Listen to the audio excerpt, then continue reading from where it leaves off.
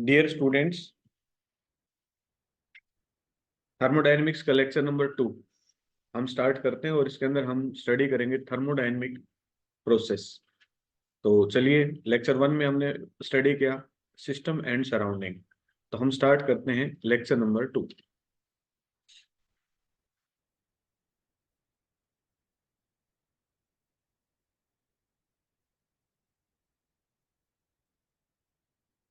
Lecture number 2 हम शुरू करते हैं थर्मोडायनेमिक प्रोसेस। ओके, तो आई थिंक आप सभी रेडी होंगे और हमारे पास लेक्चर नंबर 2 थर्मोडायनेमिक प्रोसेस आपकी स्क्रीन के ऊपर है और इसको हम शुरू कर रहे हैं। ओके, तो आप सभी thermodynamic process, different types of process occurs in thermodynamics, और उनके बारे में आज हम स्टडी करेंगे।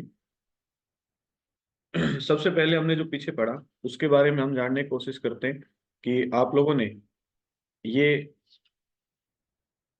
Condition of existing of system आपने पढ़ा था कि उसको हम स्टेट ऑफ सिस्टम बोलते हैं, जिस कंडीशन में सिस्टम एग्जिस्ट करता है।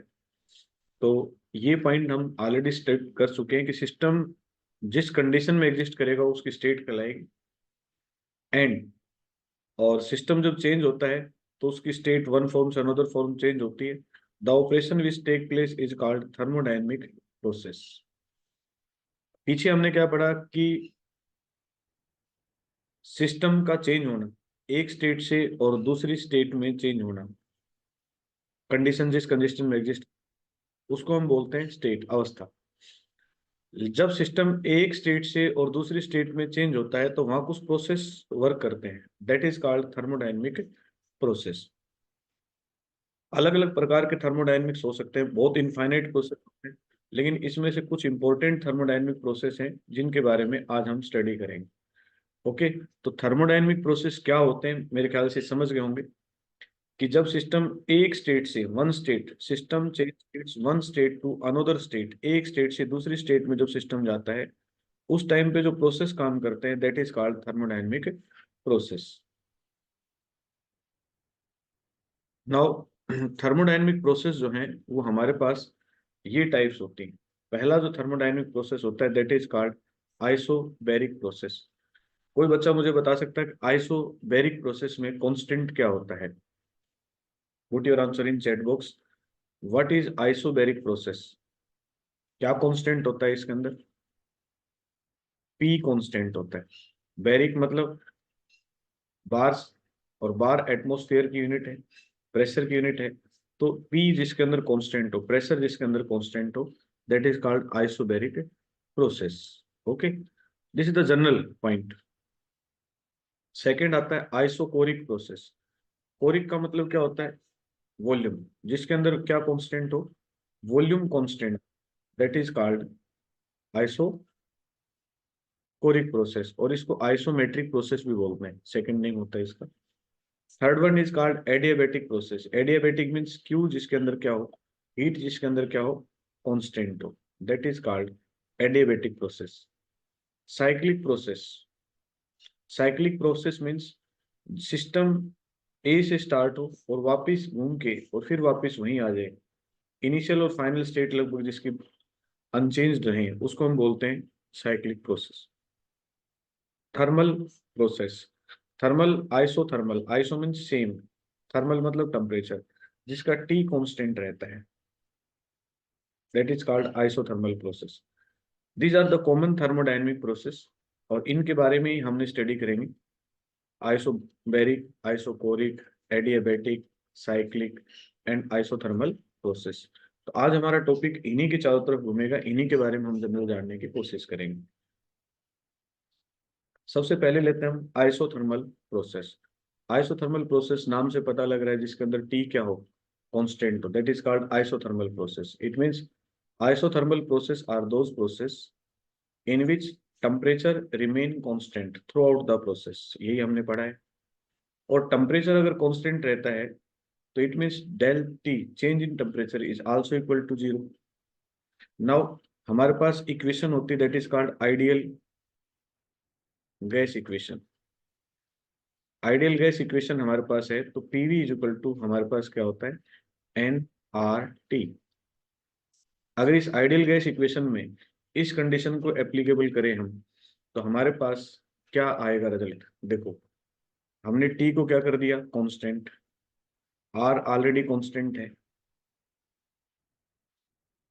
और नंबर ऑफ मोल्स भी फिक्स होते हैं, कांस्टेंट होते हैं।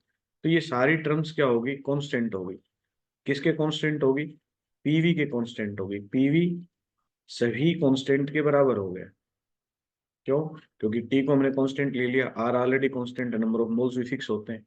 So PV is equal to constant, ऐसा लिख सकते हैं हम। नाउ अगर दो कंडीशंस हो, कंडीशन नंबर वन हो उसमें हम P one V one constant कर सकते हैं, एंड कंडीशन टू हो तो पी टू वी टू क्या कर सकते हैं, कांस्टेंट कर सकते हैं। और अगर किसी इक्वेशन में एक साइड इक्वल है, तो क्या इन दोनों साइडों को ऐसे लिख सकते हैं। तो आइसोथर्मल प्रोसेस में आइडियल गैस इक्वेशन में एप्लीकेबल करते हैं हम, तो हमारे पास ये रिजल्ट आता है, P1 V1 is equal to P2 V2। अगर ये पॉइंट आपको क्लियर हो गया तो raise your hands. I think ये पॉइंट आपको बिल्कुल क्लियर हो गया होगा। ओके, एग्जाम्पल हम किसके अंदर लेते हैं, process occurring in ice bath. Ice bath आपने देखा होगा, उसके अंदर टेम्परेचर कांस्टेंट रहता है, कुछ भी सामान अंदर रख दो और टेम्परेचर हमेशा फिक्स रहेगा। ऐसे आइस बात का मतलब होता है, आइस उसके अंदर फिक्स कर दो, ऊपर से उस पैक कर दो, तो टी उसका हमेशा कांस्टेंट रहता है। नेक्स्ट हमारे पास है isochoric process. Second, in isochoric process volume remain constant, volume इनकी कांस्टेंट होती है। तो isochoric process are those process in which volume remain constant through out the process. If volume remain constant, then del V is also zero constant. Now applicable in ideal gas equation, PV is equal to nRT। इसमें applicable करें, हमारे पास constant क्या हुई, volume. It means V हमारे पास क्या हो गया, कांस्टेंट हो गया। N क्या है हमारे पास, कांस्टेंट है। R क्या है हमारे पास, कांस्टेंट है। इट मींस हम क्या लिख सकते हैं इसको, हम ये लिख सकते हैं P अपॉन T, एक तरफ कर ले जो कांस्टेंट नहीं है, और N अपॉन R, ये V, ये सारे के सारे क्या हैं, कांस्टेंट है। इस कंडीशन में अगर डबल कंडीशन से लेते तो ये आएगा हमारे पास, और नेक्स्ट कंडीशन लेंगे P2 T2, this is also equal to constant. और अगर दोनों में एक साइड बराबर है तो हम इसको इस तरह से लिख सकते हैं, P1 T1 is equal to P2 T2। It means isochoric process अगर आइडियल गैस इक्वेशन में एप्लीकेबल करते हैं, so we are getting such results, ये हमारे पास रिजल्ट मिलता है। ठीक है, आई थिंक ये पॉइंट सभी को क्लियर हो गया होगा, किसी कैंडिडेट को कोई दिक्कत नहीं होगी। तो process in closed end rigid system is called isochoric process. Very important है कि कई बार हमसे पूछ लिया जाता है कि आइसोकोरिक प्रोसेस किस सिस्टम के अंदर होता है, तो हम कह सकते हैं क्लोज सिस्टम जो होता है उसके अंदर आइसोकोरिक प्रोसेस होता है। क्लोज सिस्टम के अंदर, ये ध्यान रखना आप, तीन थ्री पढ़े थे, ओपन सिस्टम पढ़ा था, क्लोज सिस्टम पढ़ा था, आइसोलेटेड पढ़ा था। तो क्लोज सिस्टम के अंदर हमारे पास कौन सा होगा, आइसोकोरिक प्रोसेस होगा। Now isobaric process means P जिसके अंदर क्या हो, कांस्टेंट हो, उसको हम आइसोबैरिक प्रोसेस बोलते हैं। तो isobaric process are those process in which pressure remain constant through out the process. Pressure constant रहेगा। इट मींस प्रेशर अगर कांस्टेंट हो तो del P is equal to क्या आएगा, जीरो आएगा। Now applicable in ideal gas equation, PV is equal to nRT। हमने किसको कांस्टेंट लिया है, प्रेशर को कांस्टेंट लिया है, प्रेशर को हमने क्या लिया, कांस्टेंट। एन ऑलरेडी कांस्टेंट है, आर ऑलरेडी कांस्टेंट है, तो कांस्टेंट को एक तरफ ले लें तो V अपॉन टी ये दोनों कांस्टेंट नहीं है, और N upon R upon P these are called constant, ये हमारे पास क्या है, कांस्टेंट है। So we can write V1 T1 VT is equal to constant. अलग अलग कंडीशंस में ले तो ये आएगा, और सेकंड कंडीशन ले वो तो V कांस्टेंट के बराबर आएगी। So we can write V1 T1 is equal to V2 और T2। आइडियल गैस इक्वेशन के लिए हम ये पार्ट लिख सकते हैं। आई थिंक यहाँ किसी कैंडिडेट को कोई दिक्कत नहीं होगी। और जैसे क्लोज सिस्टम में पीछे आया था, ऐसे ही आइसोबैरिक प्रोसेस किस सिस्टम के अंदर लागू होगा? ओपन सिस्टम के अंदर। ओपन सिस्टम में आइसोबैरिक सिस्टम लागू होता है, क्योंकि पी तो कांस्टेंट कर लेते हैं हम इसके अंदर, बाकी प्रेशर तो कांस्टेंट हो जाता है इन्वायरमेंट का, बाकी हीट मैटर दोनों एक्सचेंज हो जाते हैं, तो ये हमारे पास ओपन सिस्टम के अंदर एप्लीकेबल होगा। Now come to the next thermodynamic process, adiabatic process, जिसके अंदर हीट क्या होती है? कांस्टेंट होती है। The adiabatic process are those in process in which no exchange of heat take place. Heat exchange नहीं हो, क्यू जिसके अंदर जीरो हो, that is called adiabatic process. लेकिन हीट कांस्टेंट है, लेकिन टेम्परेचर यहाँ क्या होता है? वेरिएबल होता है। डेल टी जो है वो हमारे पास वेरीज करता है, जीरो नहीं होता है इसके अंदर, not equal to zero, zero के बराबर नहीं होगा। The system should be thermally insulated, और थर्मल इंसुलेटेड होना ही चाहिए एडियाबैटिक प्रोसेस के लिए। साइक्लिक प्रोसेस हम पहले ही पढ़ चुके हैं कि when a system undergo different process and finally return to initial state is called cyclic process.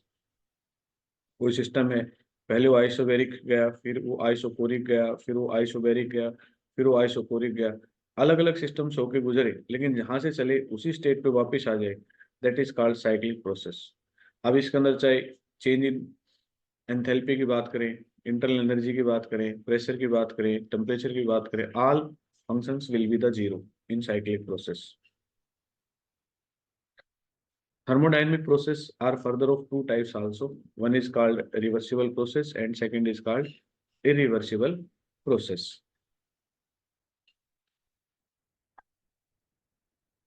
Reversible process किसे कहेंगे?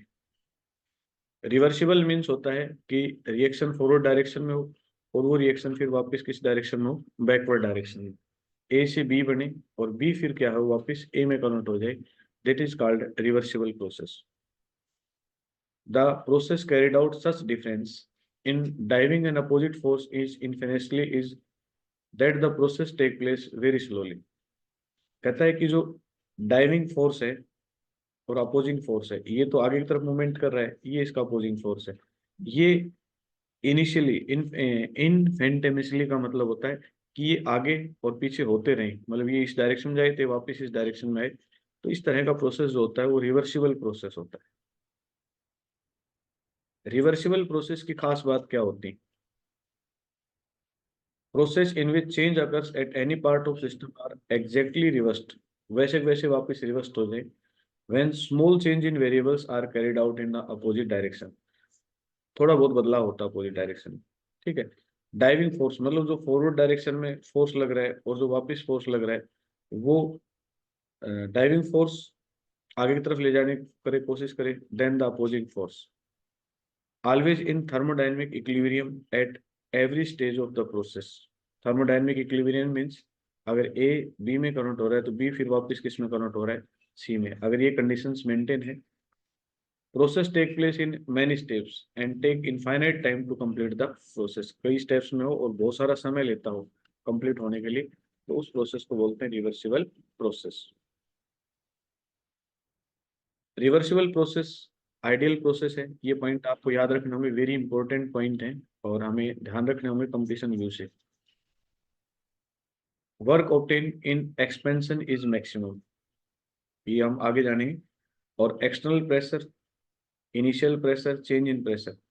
एक्सटर्नल प्रेशर जो है वो रिवर्सिबल प्रोसेस में क्या होता है?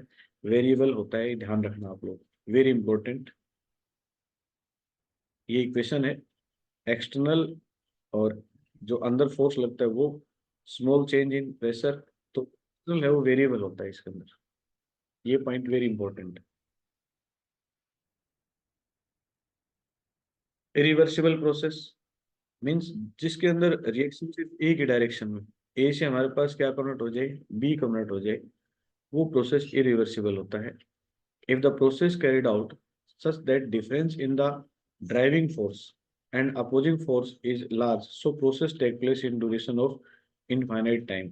ड्राइविंग फोर्स मीन्स रिएक्शन को जो फॉरवर्ड डायरेक्शन फोर्स ले वो बहुत ज्यादा होता है अपोजिट फोर्स के कंपैरिजन में, तो उस कंडीशन में रिएक्शन किस डायरेक्शन में होती है? वापिस नहीं होती, तो that is called irreversible process. Irreversible process की कंडीशंस क्या क्या है? ड्राइविंग फोर्स इज मसलार्स, ये हमने पढ़ा था। ए का बी में कन्वर्ट होने पर ये जो फॉरवर्ड डायरेक्शन में फोर्स लगता है बहुत ज्यादा होता है। The system in thermodynamic equilibrium only at initial and final state. पीछे रिवर्सिबल में क्या था, बीच में कहीं भी आप जानने की कोशिश करोगे, लेकिन यहाँ या तो इनिशियल में इक्विलिब्रियम स्टेट में होगा या फिर फाइनल स्टेट पहुंचेगी तब इक्विलिब्रियम स्टेट में होगा। नॉट एट एवरी स्टेज, किसी भी स्टेज पर नहीं हो सकता। It take finite time for the completion of the reaction, वहां क्या था, इनफाइनाइट टाइम था। यहाँ एक फाइनाइट मतलब फिक्स टाइम लिया जाता है रिएक्शन को कंप्लीट होने में। नेचुरल प्रोसेस सारे के सारे कैसे हैं, इरिवर्सिबल हैं। आप लोगों को पता है कि अगर कोई प्लांट है उससे अगर लीफ गिर गई नीचे की तरफ तो लीफ वापस जाके तो लगेगी नहीं। तो ये इरिवर्सिबल प्रोसेस हुआ कि एक बार अगर रिएक्शन हो गई फॉरवर्ड डायरेक्शन में, ए से बी फॉर्मेशन हो गया तो बी से वापस ए की फॉर्मेशन नहीं होगी। वहां हमने पढ़ा था कि एक्सटर्नल जो है वो वेरिएबल होता है, लेकिन इरिवर्सिबल प्रोसेस में एक्सटर्नल प्रेशर जो होता है वो हमेशा क्या होता है, कांस्टेंट होता है, फिक्स होता है। ये जो हमने डिफरेंस पढ़े वही डिफरेंस है जो हमने वहां अभी रीड किए। दो नेक्स्ट टॉपिक पे आते हैं हम।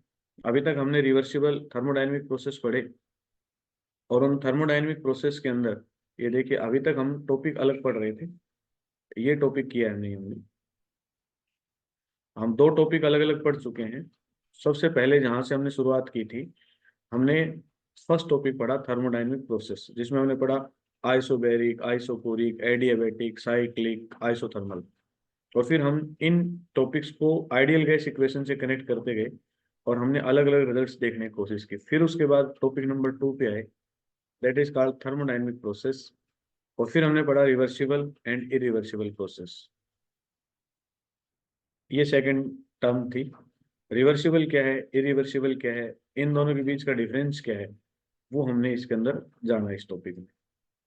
Now third one topic is called, next बिल्कुल नया टॉपिक है, there are the two mode through which system can interact और एक्सचेंज एनर्जी विद सराउंडिंग। दो मोड होते हैं जैसे सिस्टम अपनी एनर्जी को सराउंडिंग के साथ एक्सचेंज करता है। One mod is called heat and another mode is called work.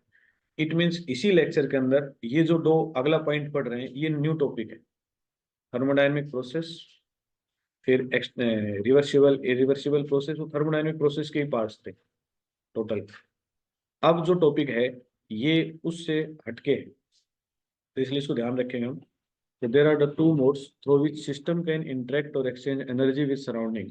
One is called heat and another is called work. दो तरह के सिस्टम मोड लेके चलता है सिस्टम एक्सचेंज करने के लिए, तो वेरी इंपॉर्टेंट है। और इनके बारे में टर्मोलॉजी है वो न्यूमेरिकल्स में काफी काम आने वाली है। एग्जाम में क्वेश्चंस अलग अलग एंगल से इससे पूछे जाते हैं। हीट किसे कहेंगे हम? हीट है flow of energy, very important, into और आउट ऑफ ए सिस्टम। किसी सिस्टम के अंदर एनर्जी का फ्लो होता है, या तो सिस्टम के अंदर जाएगी या फिर सिस्टम से कहाँ आएगी, बाहर आएगी, because of difference in temperature between the thermodynamic system and surrounding. हमने पीछे पढ़ा है कि हमने कप ऑफ टी हमारे पास है, ये कप ऑफ टी हमारे पास क्या है, सिस्टम,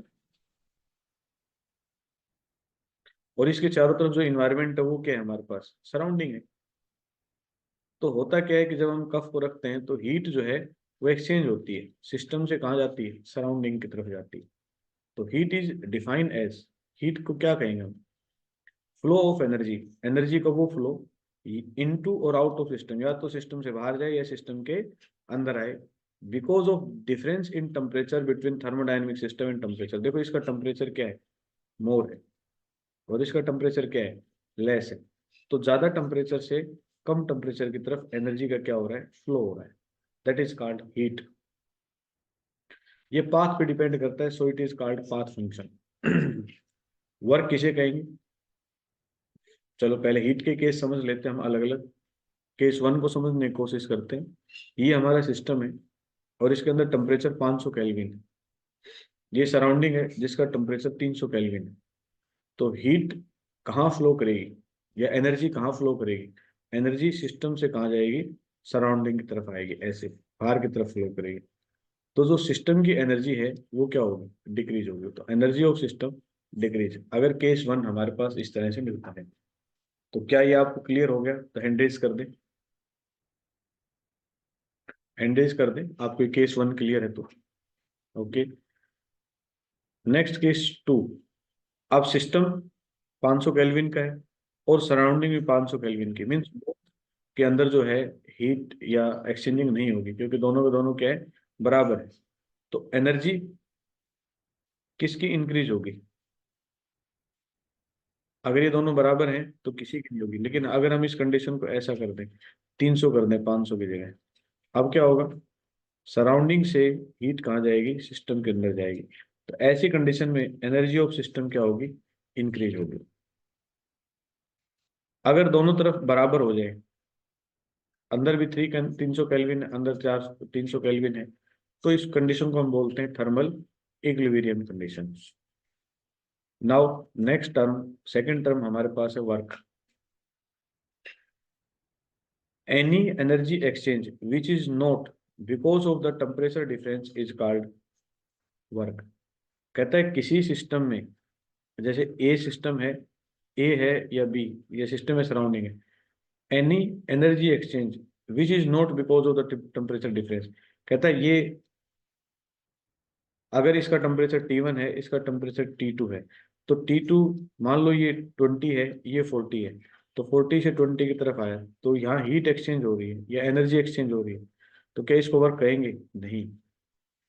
कहता है अगर टेम्परेचर में बदलाव किए बिना, टेम्परेचर तो सेम रहे दोनों तरफ, लेकिन उस टाइम पे एनर्जी अगर ट्रांसफर होती है या एनर्जी जो चेंज होती है, तो उसको हम बोलते हैं वर्क। ये वेरी इंपॉर्टेंट पॉइंट है, any energy exchange which is not because of the temperature difference, temperature difference नहीं होना चाहिए और उसके बाद भी एनर्जी एक्सचेंज होती है, दैट इज कॉल्ड वर्क।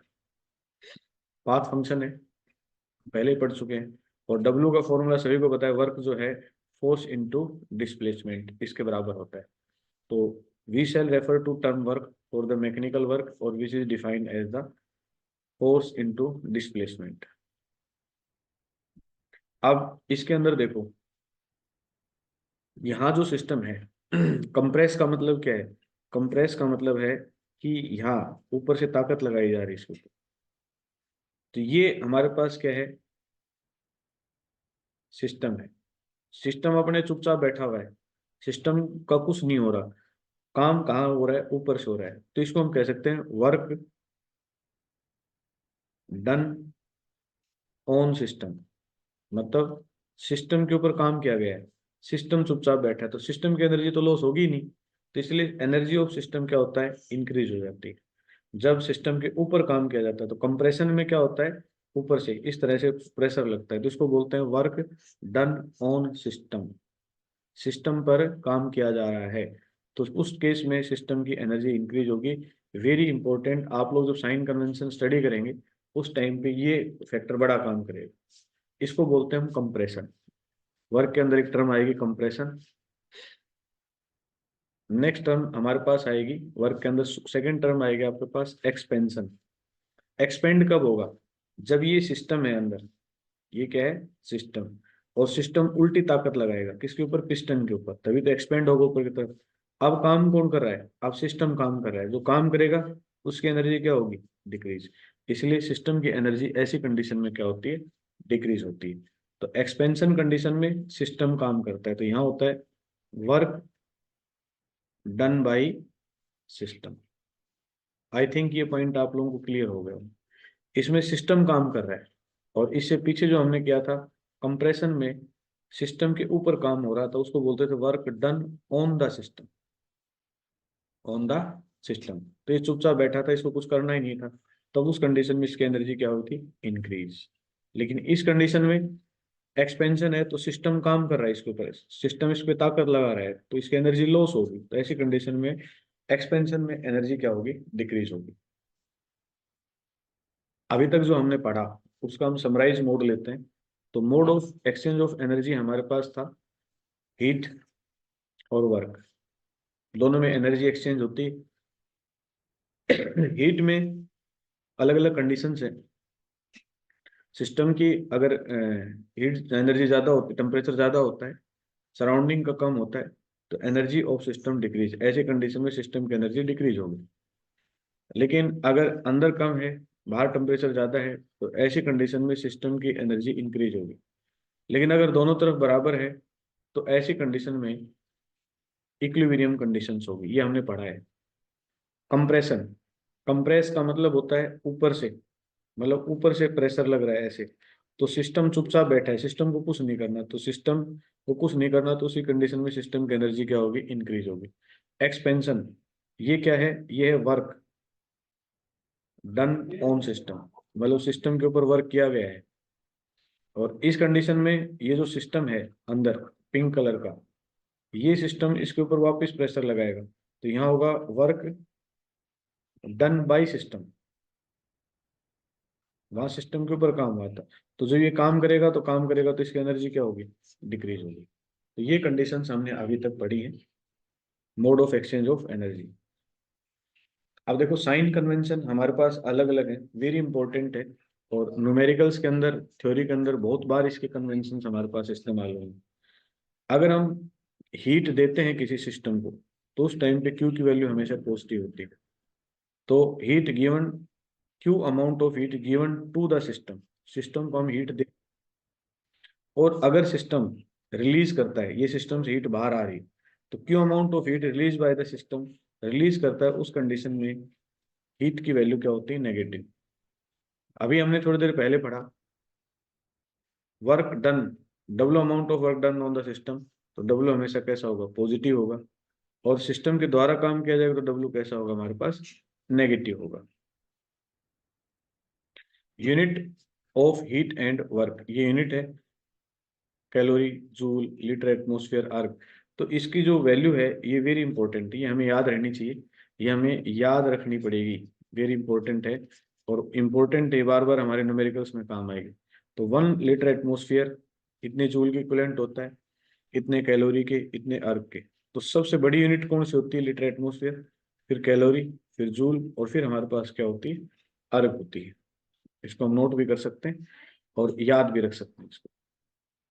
अभी हमने जो पॉइंट पढ़े उसको हम एक समराइज वे में स्टडी करने की कोशिश करेंगे, वेरी इंपॉर्टेंट पॉइंट है ये। देख रहे हैं हमारे पास सिस्टम है, दैट इज कॉल्ड सिस्टम,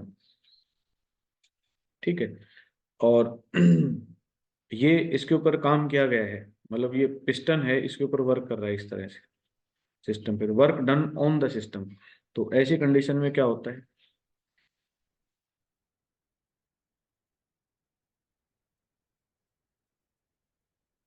ये हमारे पास है। तो ऐसी कंडीशन में देखो, ये work done by the system, by the system तो नेगेटिव, हीट क्या होगी, अगर रिलीज होगी तो उसके इसमें negative. Work done on the system, अगर सिस्टम के ऊपर काम होगा तो डब्ल्यू क्या होगा, पॉजिटिव।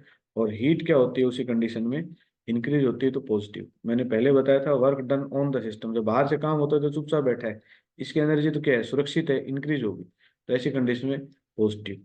तो ये work done on the system, system के ऊपर काम हुआ है, और ये work done by the system. तो ये हमारे पास जो हमने कन्वेंशन पढ़े हैं केमिस्ट्री में एप्लीकेबल है, लेकिन फिजिक्स के अंदर अगर तुम लगाओगे तो ये कन्वेंशन क्या है, रिवर्स है, उल्टे हैं।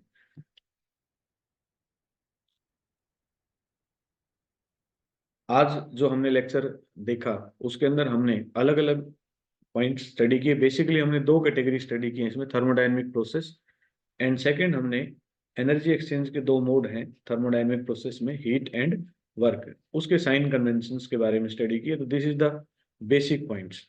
नेक्स्ट जो लेक्चर होगा उस थर्मोडायनेमिक्स का, उसके अंदर हम नेक्स्ट टॉपिक स्टडी करेंगे, और मुझे विश्वास है कि आपको बहुत अच्छा समझ में आया होगा। थैंक यू, धन्यवाद।